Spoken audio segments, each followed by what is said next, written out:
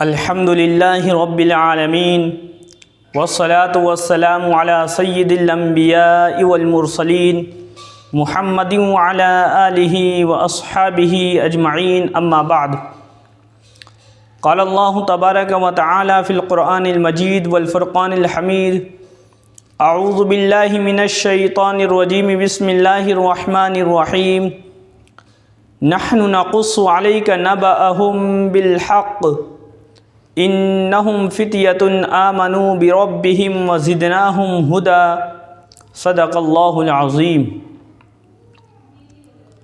محترم سامعین حضرات، کل گزشتہ مجلس میں آپ کے سامنے اصحاب کہف کا قصہ تفصیلاً آپ کے سامنے بیان کیا گیا۔ آج کی اس مجلس میں اصحاب کہف کے واقعے سے جو حاصل ہونے والے سبق ہیں، عبرتیں اور نصیحتیں ہیں، ان میں سے چند آپ کے سامنے بیان کی جائیں گی۔ سب سے پہلا سبق جو اصحاب کہف کے واقعے سے ہمیں حاصل ہوتا ہے وہ یہ ہے کہ پروردگار عالم نے ان کی جوانی کا ذکر کیا ہے۔ فرمایا انہم فتیۃ آمنوا بربہم وزدناہم ہدی، وہ چند نوجوان تھے۔ تاریخ اس بات کی گواہ ہے کہ کسی بھی زمانے میں جب کوئی انقلابی قدم کسی نے اٹھایا ہے تو نوجوانوں نے اٹھایا ہے۔ اگر نوجوانوں کی صحیح تعلیم اور صحیح تربیت کر دی جائے اور صحیح راستے پر ان کو لگا دیا جائے تو نوجوانوں سے ایسے ہی انقلابی کام ہوا کرتے ہیں۔ اسی لیے قرآن پاک میں اور نبی پاک صلی اللہ علیہ وسلم نے احادیث مبارکہ میں جگہ جگہ پر جوانی کا اور شباب کا ذکر کیا ہے۔ ایک موقع پر جناب محمد الرسول اللہ صلی اللہ علیہ وسلم نے ارشاد فرمایا، کل آخرت میں میدان حشر میں اللہ تعالیٰ جن خوش نصیب انسانوں کو اپنے عرش کے سائے میں جگہ عطا فرمائیں گے ان میں سے نوجوان کا طبقہ بھی ہوگا۔ کون سے نوجوان ہوں گے؟ فرمایا وَشَابٌ نَشْأَ فِي عِبَادَةِ اللَّهِ، وہ نوجوان جن کی جوانی کا اٹھان، جنہوں نے جوانی میں اللہ رب العزت کی عبادت کی ہوگی، دین کا کام جوانی کے اندر کیا ہوگا، ان نوجوانوں کو اللہ رب العزت عرش کے سائے میں جگہ عطا فرمائیں گے۔ اس لیے جوانی میں اللہ کی طرف رجوع کرنا، جوانی میں اللہ رب العزت کی طرف، اللہ رب العزت کی دین کی خدمت کرنا، یہ اللہ رب العزت کو پسند ہے۔ شیخ سعدی رحمۃ اللہ علیہ فرماتے ہیں اپنی کتاب گلستہ کے اندر کہ وقت پیری غرگ ظالم می شود پرہیزگار، کہ بڑھاپے میں بوڑھا بھیڑیا بھی پرہیزگار بن جاتا ہے، شکار کرنے سے توبہ کر لیتا ہے۔ اور توبہ کیوں نہ کرے؟ اس لیے کہ بڑھاپے اور کمزوری کی وجہ سے اس سے شکار نہیں ہوتے ہیں، اس لیے پرہیزگار بن جاتا ہے۔ لیکن آگے فرمایا در جوانی توبہ کردن شیوہ پیغمبری، جوانی میں توبہ کرنا، جوانی میں اللہ رب العزت کی طرف رجوع کرنا، یہ پیغمبروں کا طریقہ ہے۔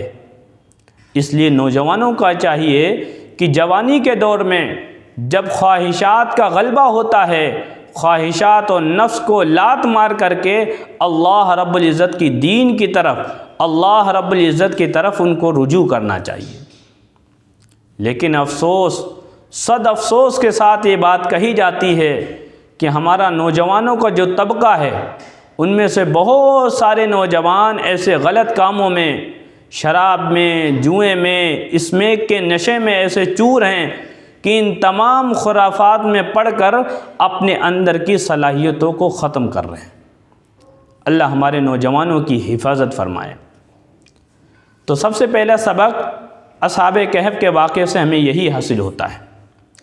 دوسرا سبق یہ ہے کہ اصحاب کہف جب بادشاہ سے بھاگ کر کے پہاڑ کے اوپر ایک غار کے منہ کے اوپر کھڑے ہوئے تھے اور ان کو جو ہے کوئی راستہ نظر نہیں آ رہا تھا، وہ یہ بات سمجھتے تھے کہ ہم بادشاہ سے بھاگ کر کے آئے ہیں لیکن بھاگ کر کے جائیں گے کہاں؟ ہمارے پاس پناہ لینے کی، چھپنے کی کوئی جگہ نہیں ہے، کہیں پر بھی ہم کتنے دن تک چھپ سکتے ہیں؟ 1 دن 2 دن 3 دن آخر کار پکڑے جائیں گے، بادشاہ کے سامنے حاضر کیا جائے گا اور ہماری جان جانی ہی ہے۔ ہر طرف اندھیرا ہی اندھیرا تھا، ان کو روشنی نظر نہیں آ رہی تھی۔ ایسی تاریکی اور ایسی ظلمت کے ماحول میں انہوں نے پروردگار عالم کو پکارا، اللہ تعالیٰ سے دعا کی۔ پروردگار عالم نے ارشاد فرمایا، انہوں نے ان الفاظ کے ساتھ ہمیں یاد کیا، ربنا آتنا من لدنک رحمہ وہیئ لنا من امرنا رشدا۔ پروردگار عالم ہمیں اپنے خاص اپنے پاس سے ہمارے اوپر رحمت نازل فرمائیے اور ہماری اس صورتحال میں ہدایت کا راستہ مہیا فرما دیجیے۔ ہمیں بھی چاہیے کہ ہماری زندگی میں جب پریشانیاں آئیں، ہماری زندگی میں جب ٹینشن کے کام آئیں، ایسے حالات ہمارے بن جائیں کہ کہیں بھی بچنے کا کوئی راستہ نظر نہ آ رہا ہو، تو ہمیں اللہ کی طرف رجوع کرنا چاہیے اور اللہ تعالیٰ سے دعائیں کرنا چاہیے۔ کبھی انسان کے سامنے زندگی میں ایسے حالات آتے ہیں کہ انسان اتنا پریشان ہو جاتا ہے، اتنا ٹینشن میں آ جاتا ہے، کبھی لا علاج بیماری کا شکار، کبھی گھریلو یا باہر کی پریشانیوں کا شکار ہوتا ہے، ایسی گھٹن محسوس کرتا ہے، اتنی ٹینشن میں ہوتا ہے، اتنی پریشانی کے عالم میں ہوتا ہے کہ بسا اوقات سماج اور معاشرے کے لوگ کہتے ہیں کہ اس پریشانی سے اس کا نکلنا اب ناممکن ہے، اب یہ نہیں نکل سکتا، اس کا بچنا ناممکن ہے۔ لیکن یاد رکھیے، چاہے حالات کتنے ہی خراب کیوں نہ ہوں، ہم کتنے ہی زیادہ تاریکی میں کیوں نہ ہوں، پریشان کیوں نہ ہوں، جس طرح اصحاب کہف نے پریشانی کے عالم میں اللہ رب العزت کو پکارا، ہمیں بھی اپنی پریشانیوں میں اللہ کو پکارنا چاہیے۔ جس طریقے سے اللہ رب العزت نے ان کو اپنے رحمت کے دامن میں سمیٹ لیا، ہمیں بھی اللہ رب العزت اپنی رحمت کے دامن میں سمیٹ لیں گے۔ تو اللہ تعالیٰ سے دعا کرنا چاہیے۔ تیسرا سبق جو ہمیں اصحاب کہف کے قصے سے ملتا ہے وہ یہ ہے کہ اچھے لوگوں کی صحبت، اچھے لوگوں کی سنگت کا اثر پڑتا ہے، اس لیے اچھے لوگوں کی سنگت اور صحبت اختیار کرنا چاہیے۔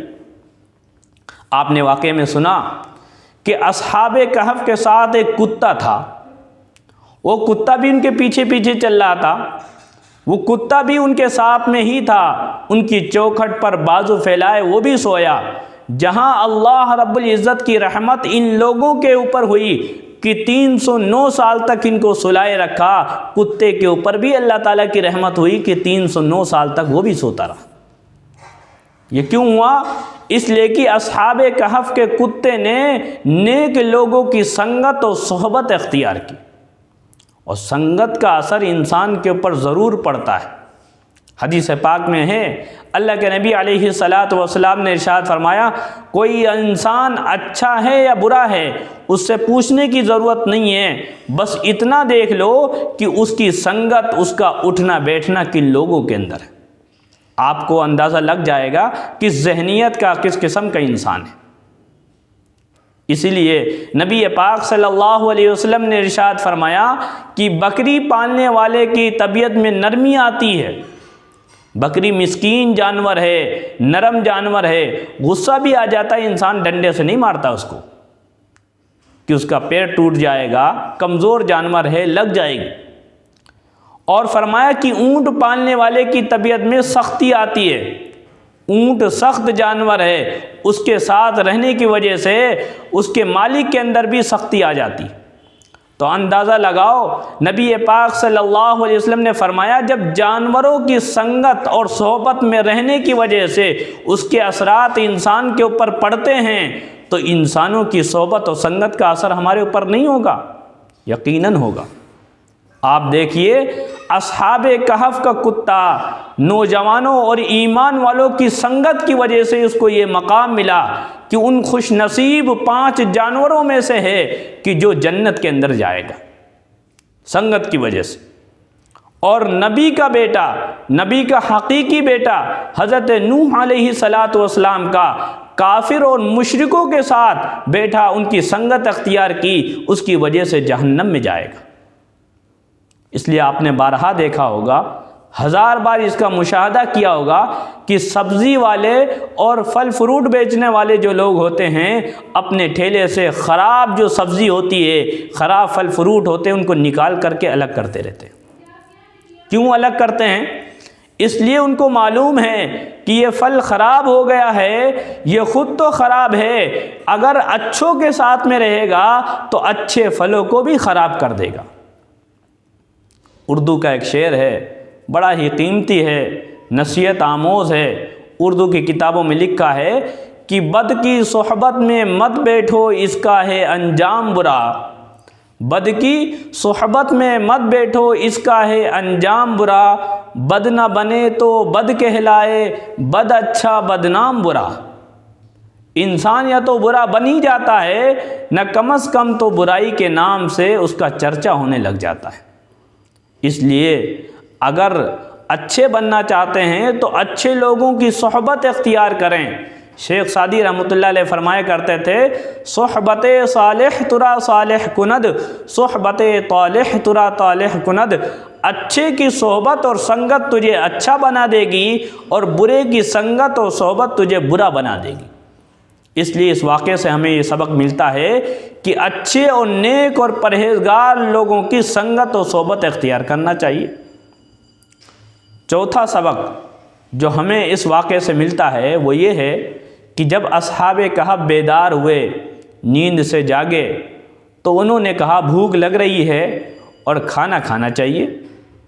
ایک آدمی کو انہوں نے کہا کہ تم جا کر کے کھانا لے کر کے آؤ، اور کھانا لانے والے کو جو انہوں نے باتیں ان کو سمجھائیں، ان میں سے ایک بات یہ بھی تھی کہ پاکیزہ اور حلال لے کر کے آنا، اس لیے کہ شرک کا دور ہے، حرام غذائیں دکانوں پر ملتی ہیں، ہم توحید پرست لوگ ہیں، ایمان والے ہیں، حرام لقمہ نہیں کھا سکتے، اس لیے تم پاکیزہ اور حلال لے کر کے آنا۔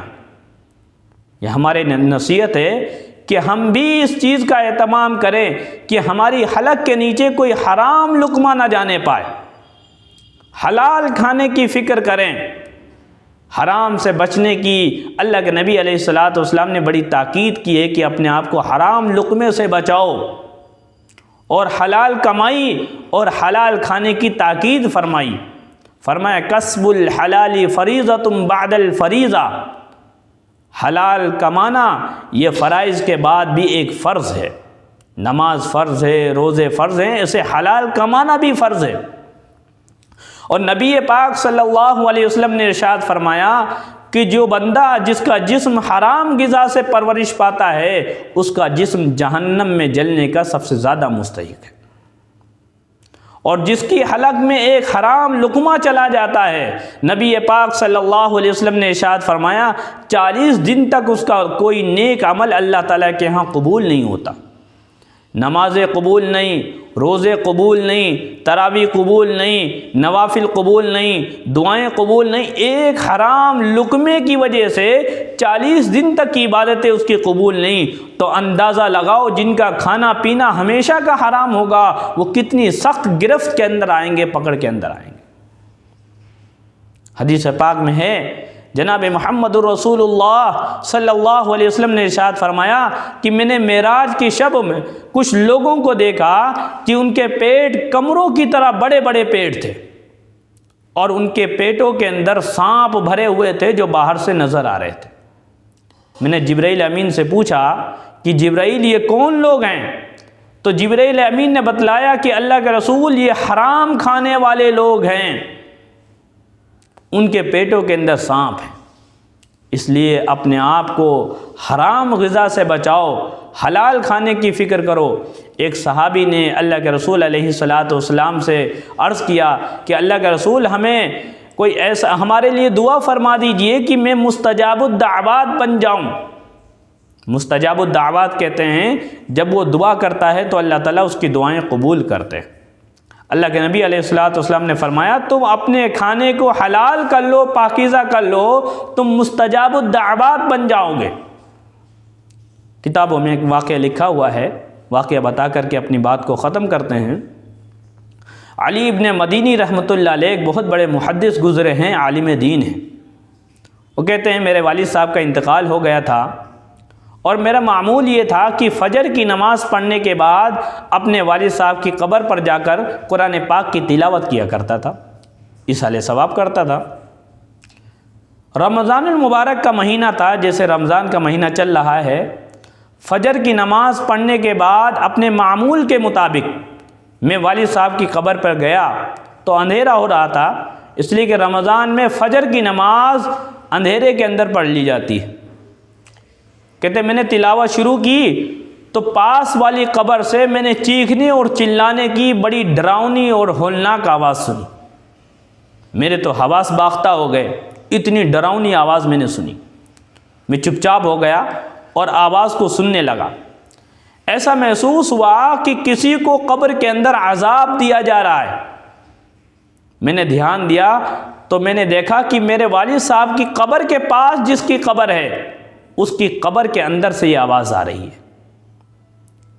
جیسے جیسے صبح کی روشنی پھیلی ویسے ویسے جو ہے اس کی آواز بھی دھیمی ہوتی رہی، یہاں تک کہ جب لوگوں کا آنا جانا شروع ہو گیا تو آواز ختم ہو گئی۔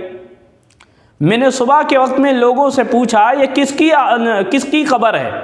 لوگوں نے جس کا نام مجھے بتایا میں اس کو جانتا تھا، انتہائی نیک اور پرہیزگار انسان تھا، ہمیشہ تکبیر اولیٰ کے ساتھ پہلی صف کا نمازی ہے، رکعت تو بہت دور کی بات ہے، اس کی تکبیر اولیٰ تک فوت نہیں ہوتی تھی، تہجد، اشراق و چاشت کا پابند تھا، نمازیں پڑھتا تھا، ذکر کیا کرتا تھا۔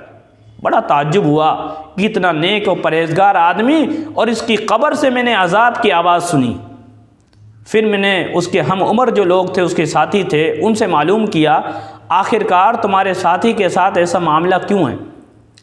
تو اس کے ساتھیوں نے بتلایا کہ اس کا کاروبار تھا، دکان کیا کرتا تھا، تجارت کا کام کرتا تھا، لیکن اس کی اولاد نہیں تھی، بیوی کا انتقال ہو چکا تھا، اس کے بعد کوئی نہیں تھا جو اس کے کاروبار کو آگے بڑھاتا سنبھالتا، اس لیے فکر مند رہتا تھا کہ میری دکان کا، میرے کاروبار کا میرے بعد میں کیا بنے گا۔